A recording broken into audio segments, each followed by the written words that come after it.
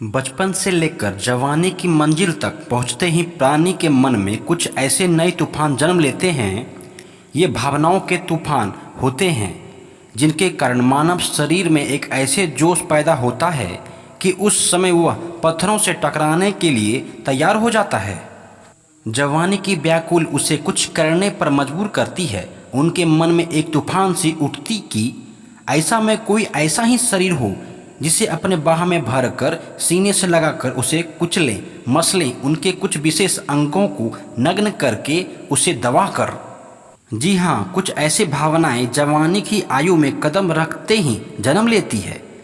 भले ही लड़का हो या लड़की, हर एक इसी का शिकार होते हैं।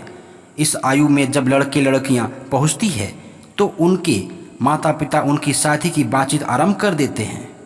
केवल एकमात्र उपाय होता था उनके सामने अपनी जब संतान की भावनाओं की पूर्ति का। शादी विवाह की प्रथा के पीछे यही एक कारण रहा होगा। किंतु जैसे जैसे मानव उन्नति की मंजिलें तय करता चला, उच्च शिक्षा और बदलते हुए हालात ने उसे इस प्रथा से कुछ दूर करना शुरू किया। जवान लड़के लड़कियां मार्ग से भटकने लगे और उनके सेक्स अपराध और सेक्स रोग ने जन्म लिया, जिसके विषय में हम जानते हुए भी अनजान बने रहें। हम अपने बच्चे को खाने पीने का तो पूरा ध्यान रखते हैं, वस्त्र का ध्यान रखते हैं, उनकी शिक्षा का ध्यान रखते हैं, परंतु उनके मन में उठने वाली भावनाओं के तूफान को तो जानने की कल्पना भी नहीं करते। हम कोठियाँ बनाते हैं, बंगले बनाते हैं, कारें खरीदते हैं, हवाई जहाज में सफ़र करने की बातें सोचते हैं, अपने आप को उच्च वर्ग के बताने के लिए, झूठी शान के लिए जाने क्या क्या कुछ करते रहते हैं। जैसा कि बर्थडे पार्टी, नामकरण पार्टी, गृह प्रवेश पार्टी, ना जाने कौन कौन सी पार्टियां देते रहते हैं, केवल इसलिए ना कि समाज में लोग आपको बड़ा माने, आपकी शान बनी रहे, आपके वंश का नाम हो, लोग आपका सम्मान करें। परंतु जवान औलाद क्या चाहती है, उनकी भावनाएं क्या है, उनके मन में क्या है, ये तो कभी सोचने का कष्ट ही नहीं किया। धन के लोभ में, दुनिया के माया जाल में ऐसे फंस गए कि संतान जैसी संपत्ति को भी भूल ही गए। जवानी की पहली मंजिल चिकनी मिट्टी की तरह होती है, जिस पर जरा सा पानी पड़ते ही पांव फिसलने लगता है, और जिसका पांव जवानी में ही पहली मंजिल पर रखते ही फिसल गया, समझ लो उनका तो कल्याण हो गया, अर्थात उनका संभलना किसी हाल में भी संभव नहीं है।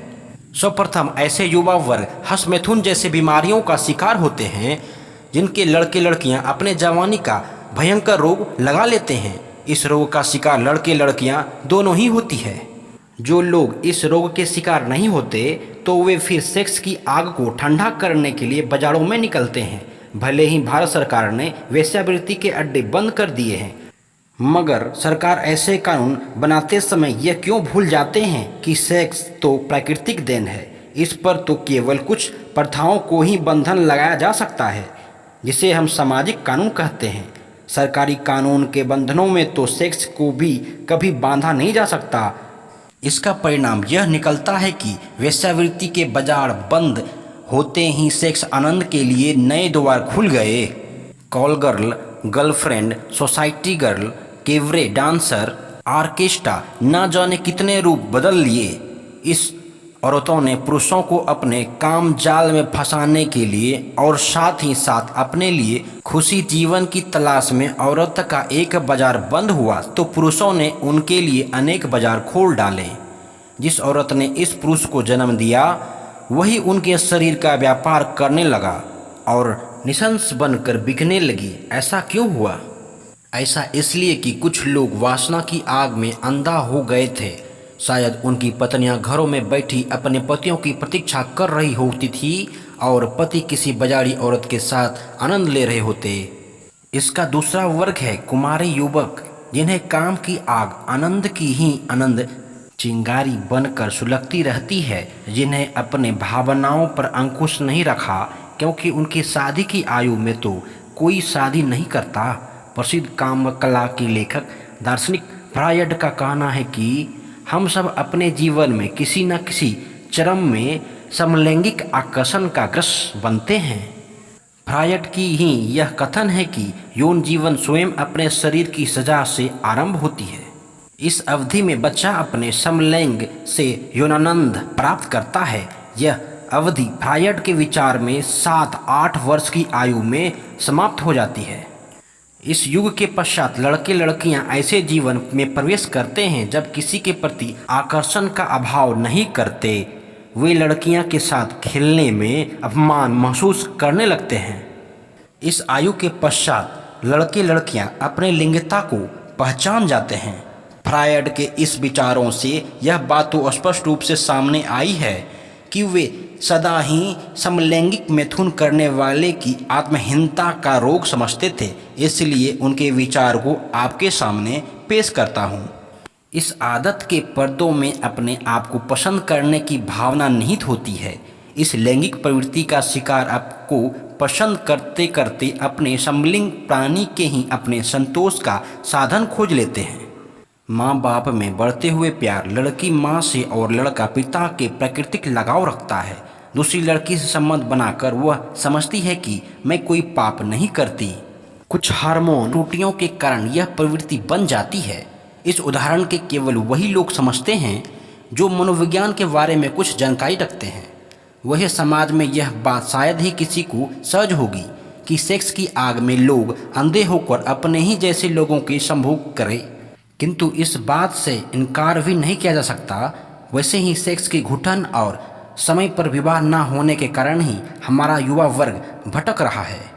यदि मैं यह कह दूं कि एक पत्नी अपने पति को संसार भर से सेक्स अपराध से बचा सकती है, हाँ, यदि वह अपने पति को वह सब कुछ देने का प्रयास करे जिसकी उसे आवश्यकता होती है, और यदि कोई पति अपने पत्नी के अंदर वह सब कुछ ढूंढने का प्रयास करे जो उनके मन के अंदर होती है, तो वह हजारों बुराइयों से बच सकता है।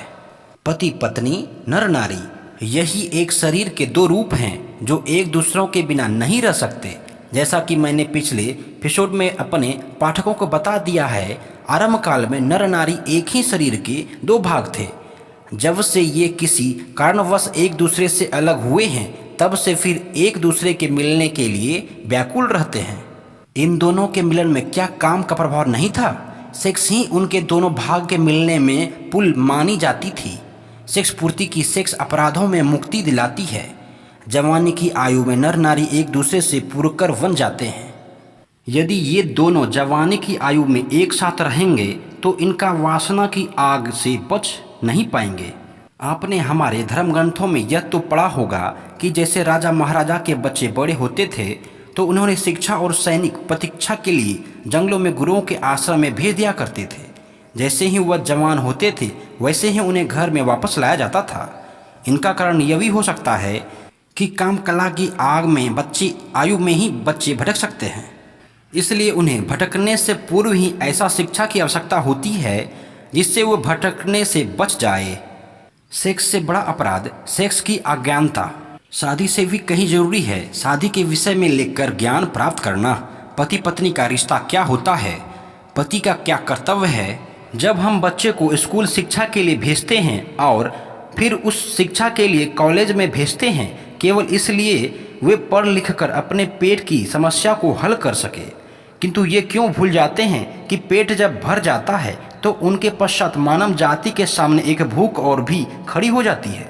वह है काम कला की भूख, सेक्स की भूख। इस विषय के लिए भी तो शिक्षा की आवश्यकता होती है। खेद की बात ही जीवन के इस विषय को लेकर किसी भी माँ बाप ने नहीं सोचा। इसे मैं सबसे बड़ा भूल मानता हूं। जैसा कि भारतवर्ष की पवित्र धरती पर महर्षि मत्स्यानंद जी ने भी इस बात का माना और मानव जाति की इस आवश्यकता को देखते हुए कामसूत्र जैसे महान ग्रंथ की रचना की। यदि उन्हें विवाह से पहले हम काम विज्ञान की शिक्षा दे सकते हैं तो समाज की बहुत सी बुराइयां अपने आप दूर हो जा सकती है। शादी के पूर्व युवा वर्ग के सामने अनेक कठिनाई खड़ी होती है। जैसा कि हमारा युवा वर्ग गुमराह होकर भटकने लगता है। शादी से पूर्व युवा वर्ग ऐसे बीमारियां खरीद लेते हैं जिसके विषय में बताते हुए भी उसे डर लगता है।